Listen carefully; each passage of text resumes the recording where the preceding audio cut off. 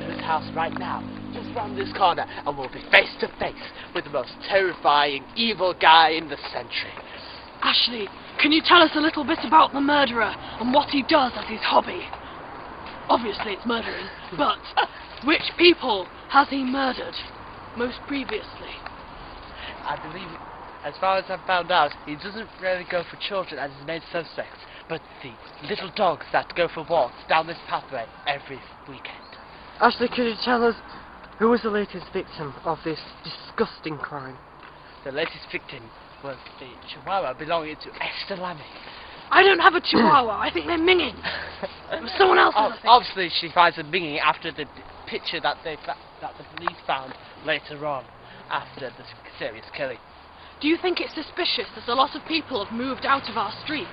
Do you think this has any connection to do with the murderer? I think it does. Ever since this guy moved in, back in 1990, there's been 5,000 people who have entered the street, not even just living in the house, but have actually walked out screaming. Has anyone actually been caught coming inside and outside the house? Unfortunately, our camera we did set up was shot by an arrow, so we're afraid we cannot get any more vision from there. Do you actually know what he uses as a murder weapon? It is believed to be a twig of some sort.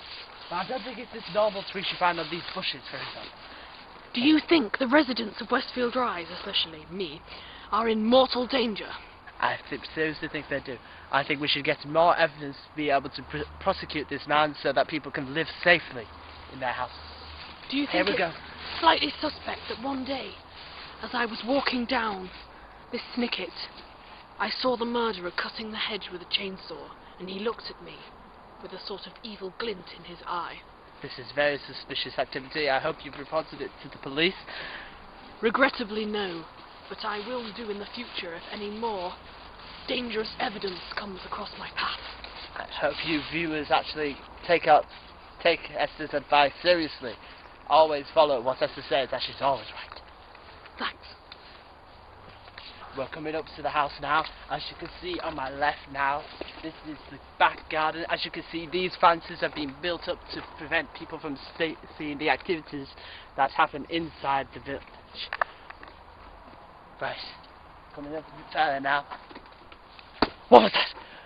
We are getting scarily close now, viewers. Someone coming! Quick, run, hide! Subject is approaching! Subject is approaching! Right, drop the camera, run!